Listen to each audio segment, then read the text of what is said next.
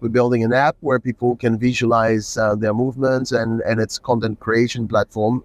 And we need a backend, a network where we use the crypto technologies to actually guarantee people ownership of their data, privacy, and decentralization. Welcome to the ramblings of the FreeWi, and God knows what episode number this is, maybe 7, I think.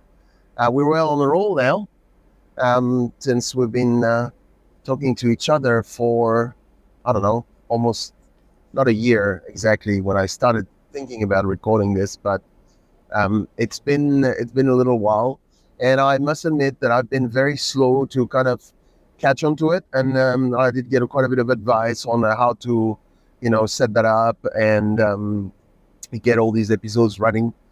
And then I had quite a few episodes in the tank, so I waited a while to start publishing them, and then I'm now catching up with the numbers.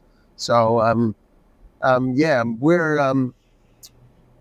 shouldn't date probably this episode, but we're almost approaching. We're all in autumn here in New Zealand now, so summer didn't happen. It just went through, and we had loads of rain, loads of cyclone, and really a lot of issues, which makes you think about global warming and a whole lot of stuff. But anyway, this isn't going to be the talk of this episode. I'm just going to tell you a little bit where I am at. We're making really good progress, so I'm very happy, but I've basically not touched ground since this started. It's been an amazing ride. I'm now starting to call it a marathon, because my goals were to put this company and our project on the map and what we're trying to build. I know the vision is bold and ambitious. I wouldn't like it any other way, but of course, I also needed to explain to people that Paris hasn't been built in a day, and so this is the vision, and this is not the first bricks that we're putting down, and we're wise enough to know to pace ourselves. So SymbionIQ Labs was incorporated last year in about June. By November, we had a team set up, and by January we're starting to work seriously on everything. The plan was laid out, and by February, March, I started the marathon. And the marathon basically meant I needed to get in touch with the stack that we wanted to build in. The tip of the iceberg for our project, if you remember, there's 3 parts, and we're building the hardware, motion capture hardware. We're building an app where people can visualize their movements, and it's a content creation platform. And we need a backend, a network where we're going to use the crypto technologies to actually guarantee people ownership of their data, privacy, and decentralization. And so that was the part that was a little bit mystical to me still, and that I needed to sort of understand better. And I did get a lot of advice from various people around, but I wanted to go start attending these crypto conferences. And crypto conferences, the first one I attended was Denver. Denver was amazing. Denver is it's really a big hackathon. It's a bunch of kids with laptops for weeks. It's total nerd out. I loved every bit of it. It was just absolutely fantastic. The creativity, ingenuity that's there. You have a concentrate of the latest innovations that are going to come through. And in the same way that maybe 90% of that won't make it through, 10% is going to be the unicorn stuff. And it was really amazing to be part of that and understand and sort of get onto the vibe of that community. So I really enjoyed Denver. And right after that, I went to South by Southwest in Denver, in Austin. So South by Southwest in Austin, I'm going to probably insert a clip of what I recorded there at the time. It was just an amazing vibe. So I'll give you a feel of that vibe right now. Yes, I am here in Austin, Texas, and the beautiful skyline of Austin City behind me. I'm just on the bridge near my hotel, and I'm walking to the next actual events. So I wanted to do this as well in Denver. Denver was just amazing. It was just absolutely crazy. This has been almost a month now that I'm overseas in the US for these conferences, and I have learned so much. I've met so many people, and my Telegram account has gone from 3 people to 50 or 60 contacts or something like that. I haven't actually had time to sit down and debrief properly. And to be honest, it's been like a roller coaster. Every day brings its new lot. Sometimes I get into events which I think are going to be, yeah, maybe not exactly what I'm looking for. And then suddenly there's a nugget. And suddenly I meet one person that is totally about what we're doing and or brings some interesting insights to the project. So I really feel it was totally worth it. I'm super tired. It's been very intense. I think I had an average of 4 hours of sleep in the first 2 weeks, and I kind of dragged on after that. Probably didn't get much more than 6. So it's been very intense. But yeah, there is so much to see. If I had to give advice to someone wanting to attend these events, is as much prep you can do. There's also a go with the flow scenario, and super important is try to find lists of side events that are happening, because actually, as much as the actual sessions are very interesting, it all comes down to the side events, because it's about catching people in a different setting when they're more relaxed, when they're having a drink or eating some food, and there are all these networking sessions on the side that are happening. And if you're not in that list, then you're totally missing out, basically. So it's been really good for us trying to do this. I'm heading now to a session about data privacy and data ownership and how to protect yourself, from data theft. I can't quote top of my mind the name of the lady, but she was very famous in a Netflix series, I think, around the Cambridge Analytics scandal, and she's talking today at South by Southwest. So I absolutely want to make that on time. But it's been like that every day. Sometimes there are 2 or 3 sessions. They're overlapping. They're kind of at the same time, and I can't clone myself, sadly. So I'm running from one side of town to another side of town, and arriving 10 minutes late, and sometimes the event is full, and you can't get in anymore. But so I've missed a few things, but I have tried to get all the side events that were relevant. I had some meetings with people who were angel investors, people with venture capital firms, and representing them. Every single person thought, what SymbionIQ Labs is building is absolutely amazing. And I know people are sometimes just nice, and so I don't take everything for absolute word of truth. But it's been quite nice to see people reacting to my explanations of the concept, and me showing them the video demos of what we've built already, because we're kind of in it. I had only positive comments. I did have a couple of people were, really questioning the technology, or whether that was the right stack. They weren't so sure, things like, oh yeah, public data on a private data on a public blockchain, whether that's actually relevant, and why don't you do this in private servers with loads of encryption, and yeah. So I did get down that road and explain to them why we thought this was the right path. I didn't manage to convince all of them. A couple of them walked away saying, nah, I don't think so. But it's okay. I don't need to convince everybody. I think it will speak for itself when it's out there. So it's been good overall. And anyway, if I'm not prepared to hear objections, then I shouldn't be doing what I'm doing, because there will be loads of objections down the road, and we need to be able to explain to people why we think this is the right way to do this. So it's been super positive. And someone yesterday said to me, "Hey, the Department of Defense should be all over this." I was trying to say, well, I don't think they would hire a company from New Zealand to actually develop something for them. But well, if they do, let me know, because definitely I'll be all over that. Anyone who's actually aligned to the vision and wants to put money into developing this solution, I think is quite interesting. But to be honest, I don't see them putting money in anything crypto related. So particularly not at this time. But I think he was referring from the sort of learning management system side of putting movements movement training tools, and you know, that's any physical activity, any personal trainer, any yoga teacher, and potentially, obviously, army instructors. So there is a lot of that that would benefit them. So maybe there's a side product floating away for DoD. I don't know. Just talk to Lee, send me some money, and then we can look at it. Basically. But yeah, it's been. I've also identified quite a lot of opportunities to potentially get grants.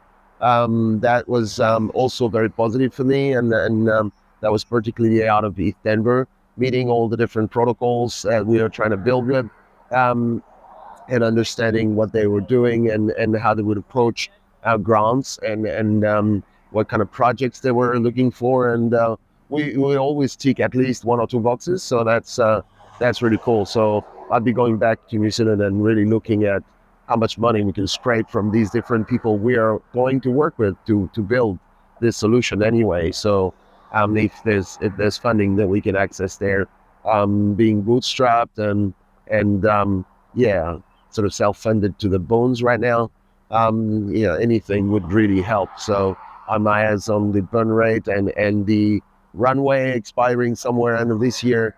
I just want to make sure we keep getting another lifeline and another lifeline until we get to a stage where we actually have customers on board and we can start being positive revenue. So that's really my goal. That's the stuff that keeps me up at night. But anyway, today I'm going to enjoy this beautiful day, and I'll take you with me and then try to shoot a bit more later down the road. And welcome to beautiful Austin. This is my actual last full day in this event. I'm playing out tomorrow. So let's dive in. Let's go to Austin. Right. So that was Austin for South by Southwest, and unfortunately, this didn't make it into a full blown episode because as much as I wanted to actually build on that and talk to you about different things that I've seen. The content creation is one of those beasts that takes an awful lot of time, and I was concentrating on doing two things through those events. One was networking, as meeting a lot of people, potential investors and potential people who are going to help us, maybe fundraise, or at least get a map of the land, the layout of the land around that.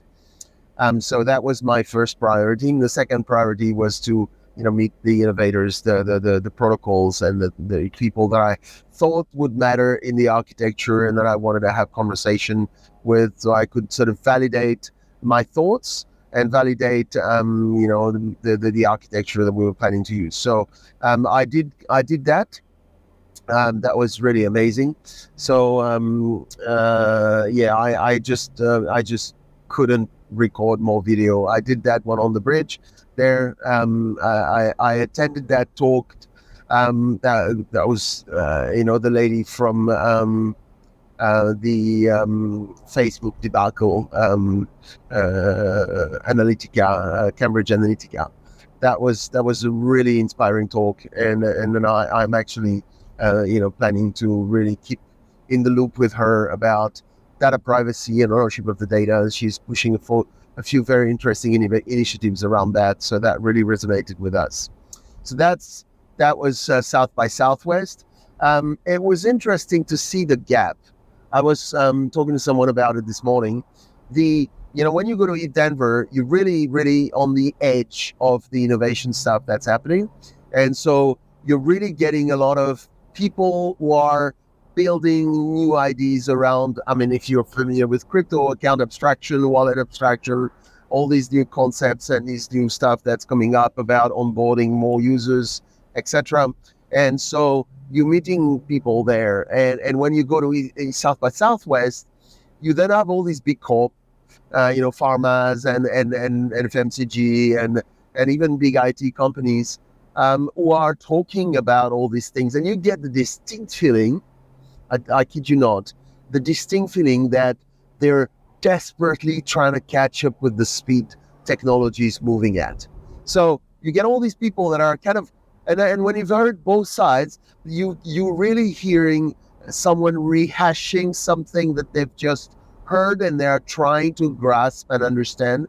And they're giving it to you like they it's the holy grail and they've understood it well and this is their, but actually you can tell that they don't completely get it, that they're just got into it, because you can really measure the gap between the two discourses and the two narratives.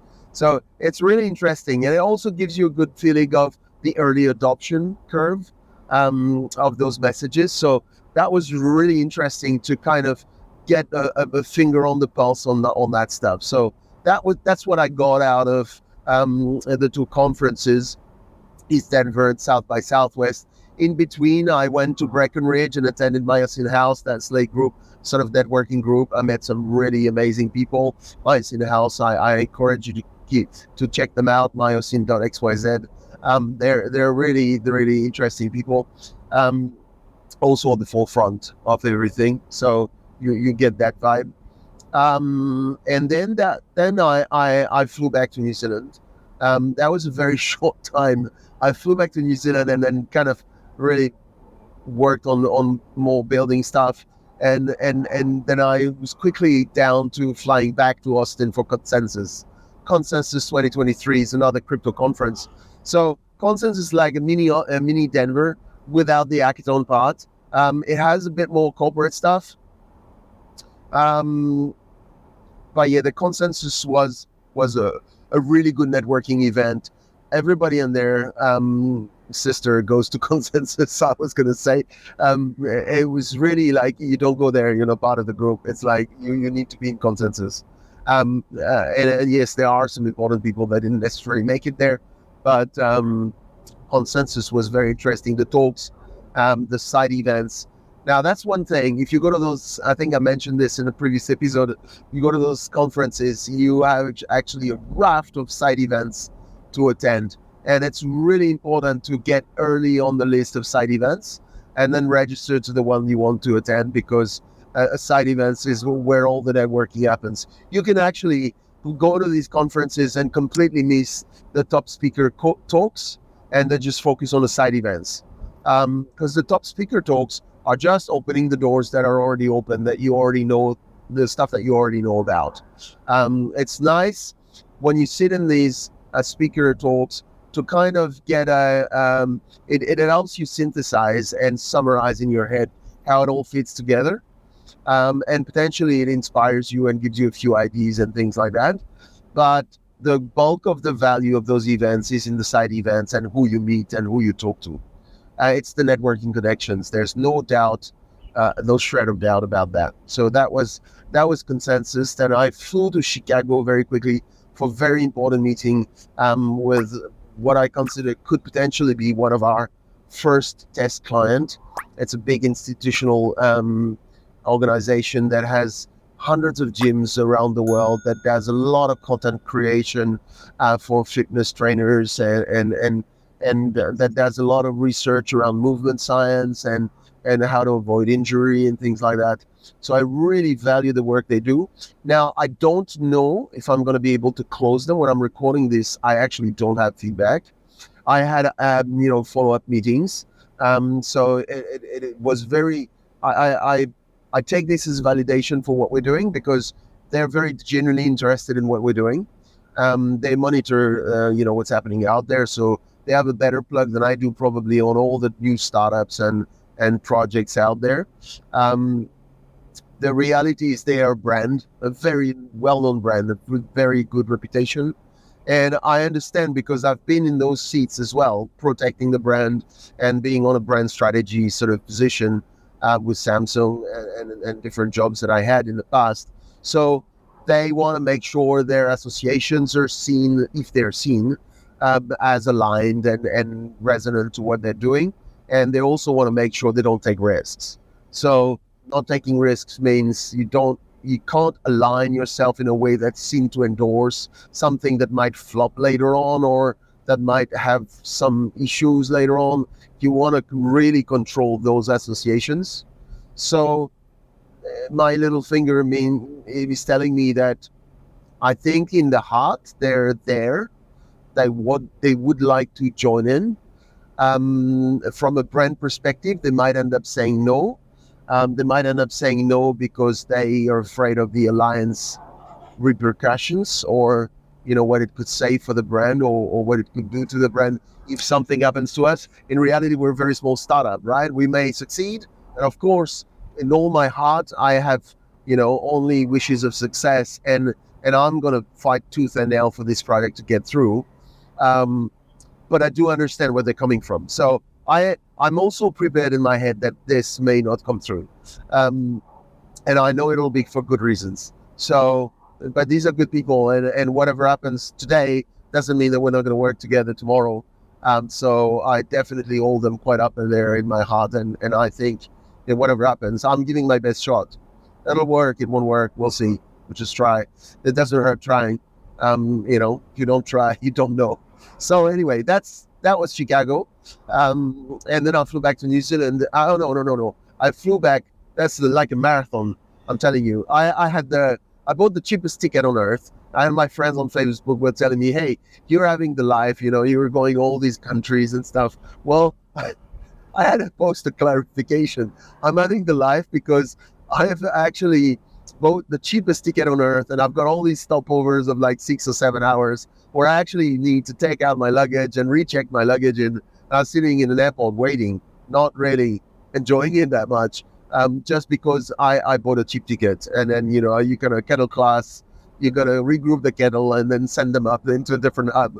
So I flew back from Chicago to Denver to Tokyo, Narita Airport, and then Tokyo to the Philippines, Manila, where I wanted absolutely to meet the team. So because we're new and because budgets are constrained and stuff, I have a team that's kind of all over the world.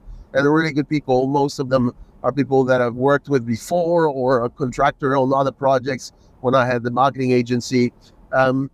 So I met my graphic designer, who I've worked with for 15 years but never met before. So I met him. I'm actually the godfather to his child and all sorts of stuff. And I physically never met that child. So I had a really good time doing that, because I said, well, if I'm going to loop through the Philippines, I'm definitely going to meet those guys. So I went to Manila, met my graphic designer, sat down with a bunch of girls who I hired for the marketing that we're doing, and they were really nice. I was really happy with my choices. We discussed the marketing plan. We discussed the campaigns that we want to do. We kind of laid out a plan together. Then I flew out to another city in the Philippines called Bacolod, where my development team resides, and met JM, who I've been working with, also connected on Facebook like maybe 10 years ago or 7 years ago or something. JM and I are both radio operators, so we're aligned in that respect. We've got hobbies around electronics and stuff. And he's full stack dev. So we sat down there and talked about how we're going to build that app that we're doing, and laid out milestones and everything really clear, so we could check on the progress. That was really good for me to move on from a Zoom conference scenario to an actual face-to-face and start solidifying the team. It's a different relationship than the one I've got already with people that have been working on this project for over 7 years. So it was really nice to do that, to be able to do that. So I stayed in Bacolod for a week, and really we did an amount of work that's tremendous compared to what we normally would do on Zoom and Discord through video conferences. So yeah, that was great. And then I flew back to New Zealand. And before you know it, here I am. I'm flying away next week again, going to Europe this time, where I want to attend ETH Prague. I've been invited to a workshop there with Dr. Nick to work on the DAO structure and the Web3 structure of the platform that we need to build. And of course, I have by now already got a draft white paper, a draft tokenization model, DAO structure, etc. But I need to kind of foolproof that. And talking to Dr. Nick, who's putting together the factory DAO toolbox for DAOs, is going to be very interesting, and I might get a chance to actually build some of those blocks that I need to have in place. So yeah, I couldn't pass on that opportunity. So I'm flying to ETH I know the ETH part is going to be a bit less important to me than the DAO workshop, but definitely into that. And then it's Vivatech back in Paris. So 14, 15, 16, 17, 17th of June. That is the largest startup conference in Europe. Now, earlier on, I did want to try to apply for the pitch part of Vivatech. To be honest, I didn't get down to filling out the form and applying. I need to get better at those things. Somewhere, a part of me is also wanting to make sure I don't burn bridges before I get there. I know you can apply many times for one thing, but maybe I didn't feel entirely ready. That's my perfectionist side talking there. I kind of always want to polish up stuff. And I know for a fact that I will never be completely ready. So, I gotta jump sometimes and just put a stake in the sand and just do it. But I for Vivatech, maybe I thought we're not entirely there. So the universe kind of needs to align, and sometimes if it's not aligned, it's also a sign you got to listen to. So I'm passing on that, but I will attend, and I expect a lot of good networking opportunities there. It's more corporate, it's more traditional startup scene. They do have tech, crypto, sort of metaverse, Web3, lines. So we're not completely out of sync with that. So that it's a good event to attend. And God knows where funding is going to come through. I consider that we're going to be very global. I am looking at funding in New Zealand. In the gap between all these conferences, I met people with WNT Ventures, Outset Ventures, and I do have a couple of angels in New Zealand who I've spoken to.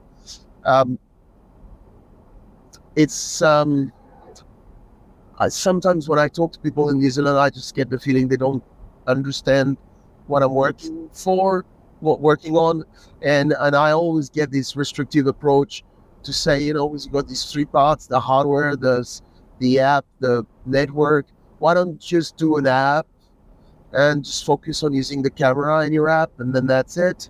The thing is, that's like the thin wedge computing of Silicon Valley model. That was a phrase coined by Dr. Nick in one of the chats I had with him. It's not what I'm doing.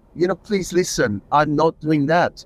That's not me. That model is the model where you want to exit in 3 years, and you're just getting a lot of traction, and then you get out. That's not what I want. A 10-year plan. I'm in there for the long run. I want to run this thing. I can run these things. I've been CMO, so I can be the CMO of that startup later on. We can grow it. We can scale it up. We can prove the different CEO. I can become a CMO. This is not how this works. I am the heart and soul of these things, and it's gonna happen. So yeah, don't reduce me to an app. That's it. So yeah, that's the gist of the conversation. That some people in a deep tech venture told me, you're not quite deep tech enough. Really? Yeah, you're gonna have a commercial product next year. Well, yeah, yeah, because I think that's what you should be doing, right? I mean, surely you should try to,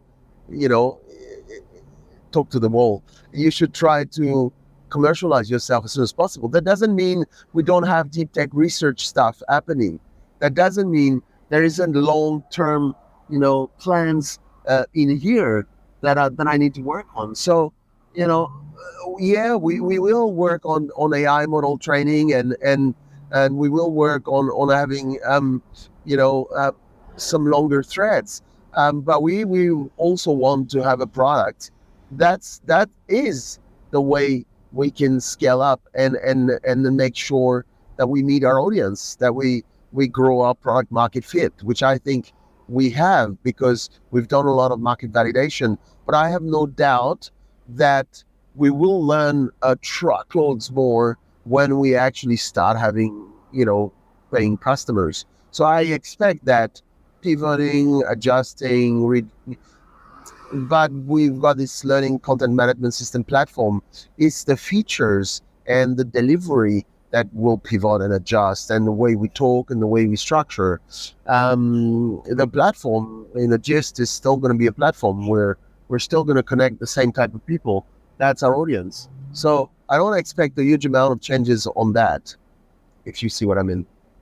So yeah, that was the gist of the discussion with user ventures. So yeah, I started talking about how we think funding. We don't know where funding is going to come from, and we think funding could come from anywhere. We think even when we're looking at crypto funding projects like sources like Gitcoin and people like that, because there is stuff in what we're doing that completely fits that model. So yeah, definitely, definitely looking at following the money and seeing how funding is going to be structured, which part of the world is it going to come from, which type of sources is it going to come from, is a really, really, I have no idea what that is. So we'll see, I suppose. So that's basically what happens. And then yeah, I can talk founder spains.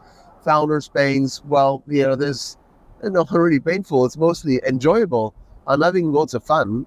But yes, it's a truckloads of work, and most of the time I wonder if I should clone myself or something. I just cannot be on everything. I cannot do everything. When I work on product dev, my head's on product development. I can't do marketing. I can't do networking. I can't do all these other things that I should be doing. I can't do content creation. So I'm trying to slice my day and sort of make time for all these different parts that I'm in charge of right now, because it's just basically me. Um, and yeah, that's painful in that way, but it's enjoyable as well. I do like the diversity. I've never liked the monotony of concentrating too much on just one thing. So I guess I'm served really well in that respect. Right now, we're working on putting our board of advisor together. That's a very important part. I've been reigniting contacts that I had since 2015, and people have been really responsive. So it's been really good that I could call on to these people and consider having them back on board. So that's been awesome. So that was my sort of activity of late. And yeah, I'm also concentrating a lot of efforts and I expect to do a lot of that in Prague, in East Prague. Sort of drill a bit more on concepts of digital identity and then privacy and custody of your data. The stack is coming together in that respect. There's new NFT models that are coming through, where you can group NFTs, and NFTs can have right holding on other NFTs, and then some content can be updated under certain conditions if you're holding a particular token. So that does play a very interesting role in the architecture, what we want to build. So I'm going to be discussing those parts of the new sort of stack elements that are coming to life. New wallet abstraction models. I'm trying to hook up with people at Disco. I'm starting conversations with their identity, their vision on digital identity really resonates with me. I really like what they're doing. So I'm really expecting to maybe integrate some of their stuff and work with them, have some sort of partnerships. I think partnerships are key. I can't build all this alone. And so working with the right protocols and building the right partnerships is super key. We've isolated that we want to be on Ethereum. We know that we want to be on Polygon. We want to know that we want to build on Lens protocol, which is I think I've mentioned this before. It's a graph, social graph. So if that is what powers up your activity threads, likes, comments, etc., and it's got digital identity components in it. So Polygon brings ZK EVM tools that are quite interesting around privacy as well. Protocol Labs with IPFS Filecoin and their Bacalao project really interests me as well. They've got interesting stack around compute over data. I'm looking at homomorphic encryption and full homomorphic encryption, or different protocols, and running cloud networks with compute over data scenarios there. I am also starting conversation with Ocean Protocol, who I've been, sort of looking at for the good course of 9 months now. Ocean Protocol is a marketplace where people could, monetize their asset, their digital asset data, so their health and fitness data, essentially. But we would do this in a way that, anonymizes the data and sort of decentralized, and we do compute over data, so the data would never leave our servers. It guarantees that you don't have a clone version of the data out there somehow that can be hacked or mined. So for a non-technological person, I am super technological actually, but I know my limits. I'm not a developer, so the level of understanding is still high level, but I do drill into each protocol and try to have the conversation, as long as I don't get into the detail of code. What I want to get into is the detail of the architecture and how it actually happens. I have a very good brain for everything sort of architectural, so I really enjoy doing that. So yeah, that's what I'm drilling into.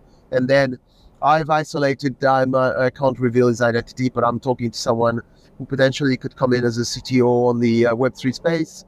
So to build this MVP for us of this platform, he's looking at a scenario where he would charge a small amount for a 3-month sort of contract to kind of see if we get along together, if we can work, and we build this first layer. And of course, in Prague, I was hoping, I was trying to apply for the hackathon this time to see if I could build a part of this. But the first instance, probably the form that I filled up probably didn't appeal to them. They rejected on first instance, so I didn't get approved. But they said I could reapply, so I'm going to see if I can reapply. The idea is that I would sort of divide my projects into little bits, and maybe I could actually build a part of it in during the hackathon in Prague. So yeah, I'm trying to find ways to hack into this by the front door or the back door, but you cannot how do you say, you cannot blame me for not trying. I definitely do that. So yeah, this is where we're at, and it's been an amazing ride. I hope you're enjoying this little series. I'm also looking down, starting interviews. I've done 2 interviews for other podcasts. I'm hoping they come live really soon. So I will mention them in there as soon as they come up. I had Zoe who interviewed me really early on, and I just did one for a French podcast, but in English yesterday. And I thought that was really cool. So I do want to have my own interview podcast, which I know will be called The Connected Self. You will find it on this channel when it's up and running. I've got a couple of people that I've lined up, and I just really need to get into it. I need to test the stack of how you do podcasts online, and then you can record both sides and put that live right after. I need to make sure all these things work, and then I'll dive into it. But I want to start doing that as well. And we're putting together campaigns. You're going to see start coming out. We've nailed our meme mascot. It's called Pau the Panda, and Pau the Panda will be announced in detail shortly. But as an exclusive preview for my viewers on this channel, Pau the Panda is a little panda who is struggling with the conventional sort of health and fitness gym, things out there. He has, is a bit shy, is a bit overweight, and going to the gym is difficult. People look at him, and during the pandemic, he was locked down, and he tried to exercise on Zoom and do a bunch of things, and it was really difficult because he couldn't understand, how to make the right moves and things like that. So, yeah, follow the future adventures of Paulo the Panda. I'm sure that will be interesting. We're gonna weave that meme theme in between two serious campaigns that we're gonna launch. The first one will be about how digital identity privacy, data privacy, health and fitness data privacy in particular are super key.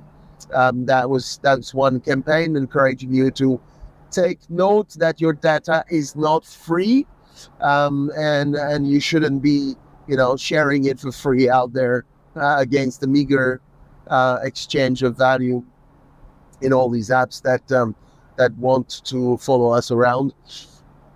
And the second campaign that's more seriously about what the Neo Move app does is going to be about how you can wear your move, because I'm following on the theme of the Matrix that's always inspired us, which is why the products are called Neo something.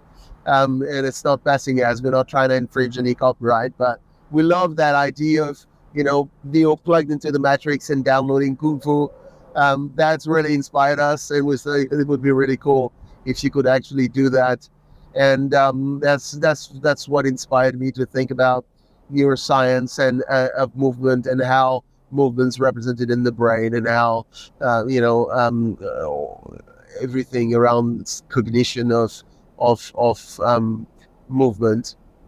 So the products are called Neo Neo Tracker for the hardware, Neo Move for the app, and Neo XR for the network platform that we're putting together. And so it's Matrix, Neo, downloading Kung Fu, and so logically Kung Fu Panda came to mind. It was one of those simple, stupid mental association. So our panda was going to be our mascot. That's what we decided on. It's completely anecdotal that Ethereum actually chose a panda as well for the merge meme that they had last year. So I guess we're fully in the year. It's not the year of the panda, but almost. So yeah, that's Powell for you. And that's it for news on my end. We're still in changing weather. Almost had rain back here, and now we're back to blue skies. So there you go. This is autumn in New Zealand for you. Way too much rain this year. Way too much rain for my taste. Wondering where I should move to, considering climate change and everything that's happening between political instability, economic turmoil, and climate change. We really don't know where to move in the world. So we know there are going to be big migrations. It's a thought on my mind. Do I stay here? So I really enjoy New Zealand. I really love it here. It's a beautiful place. It's a bit away from everything, but that also has benefits. It kind of, it's signal to noise ratio. If you're a bit in the noise too much, you do have bandwidth issues. Here, you don't have that issue. If you're reasonably plugged into what's happening internationally, your signal to noise ratio is really good here, and it allows you to focus and build.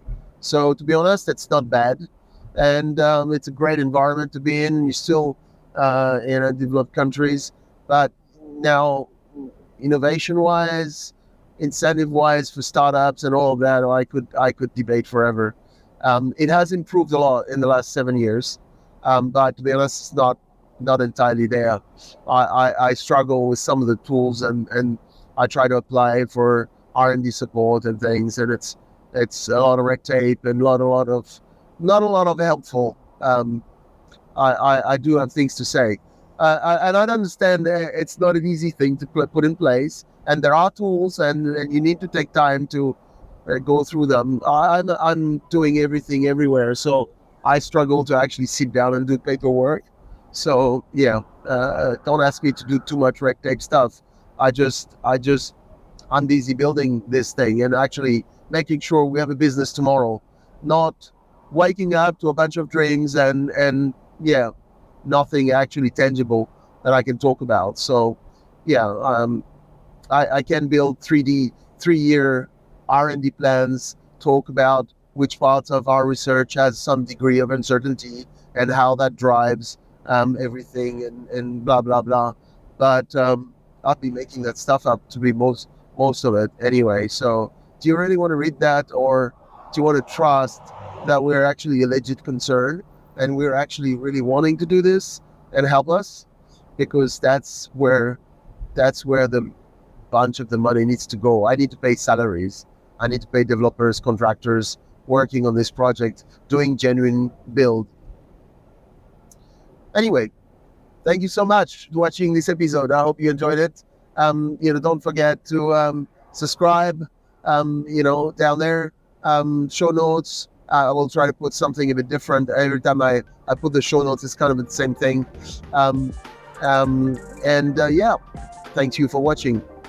Take care. Thanks a lot for watching. If you want to find out more, please go to SymbionIQ.com. There you'll find all the socials and the different ways you can follow us. In the meanwhile, I would really appreciate if you could subscribe, help the algorithm up by clicking like. And if you want to make some comments, please don't hesitate. I'll try to read everything and answer everyone. If you find this interesting, don't hesitate to share it with a colleague or a friend. That always helps spread the word. And that's all for me today. So see you in the next episode.